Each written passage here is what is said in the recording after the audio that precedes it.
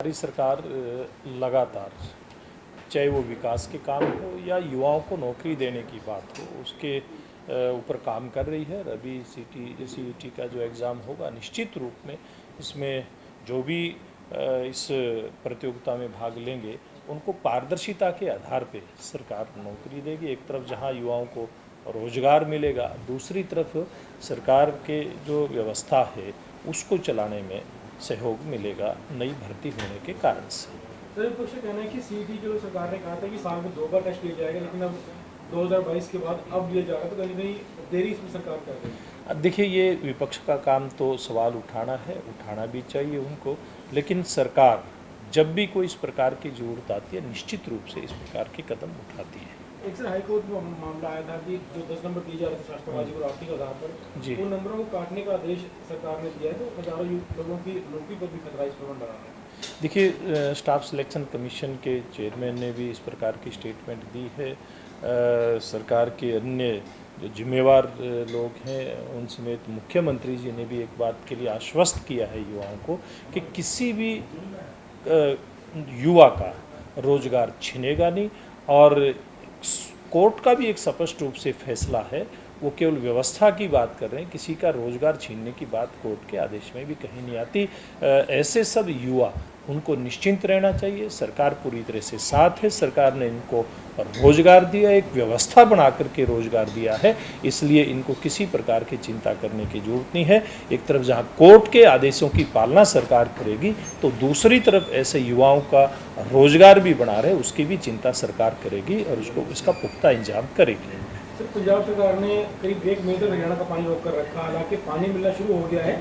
मामला कोर्ट में जरूर है, कई मामलों में हाई कोर्ट के जिनकी अवमानना हुई, पंजाब सरकार नहीं माना, पुलिस फोर्स वहाँ पर लगा दी और बीबीएमबी पर कब्जा करने की कोशिश की। देखिए, ये पंजाब सरकार जो आम आदमी पार्टी की सरकार है, आपने देखा होगा जब दिल्ली का चुनाव था तब केजरीवाल जो वहाँ के मुख्यमंत्री थे, उन्होंने उसके बाद उनके जो उत्तराधिकारी आए आतिशी जी, उन्होंने भी ऐसे सब लोगों ने ऐसी ड्रामेबाजी करने का प्रयास किया जिससे जनता का ध्यान आकर्षित कर सकें। और इसी प्रकार से अब आगामी जो चुनाव है पंजाब का, उस पंजाब के चुनाव में लाभ लेने के लिए ही भगवंत मान की सरकार इस प्रकार की ड्रामेबाजी कर रही है। इन लोगों को पता है कि पंजाब में भविष्य में अब इनको कोई पूछने वाला नहीं है।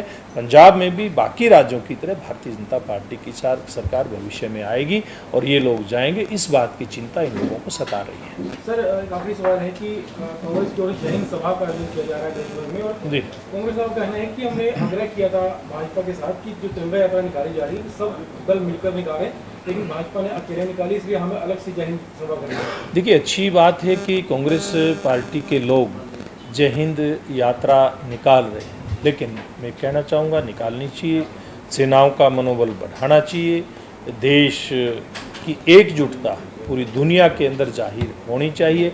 लेकिन समस्या तब आती है जब कांग्रेस पार्टी के ही वरिष्ठ नेता सेनाओं का मनोबल तोड़ने वाली बात करते हैं, देश को छोटा दिखाने की बात करते हैं।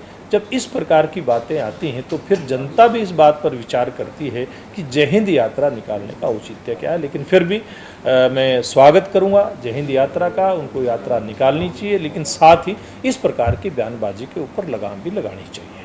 सर, पानी के मसले को विपक्ष ले दे के कह रहे हैं कि बीजेपी कहीं ना कहीं जो समय पर कर नहीं पाई, जो आई सीआईएसएफ तैनात हुई पहले सरकार ने लेवल जो है वो 1503 तक होता है, तब भी पानी छोड़ा जा सकता है, लेकिन 1535-40 के आसपास तक लेवल होने के बाद पानी नहीं आना। देखिए, किसी प्रकार की कोई ढिलाई नहीं होती है।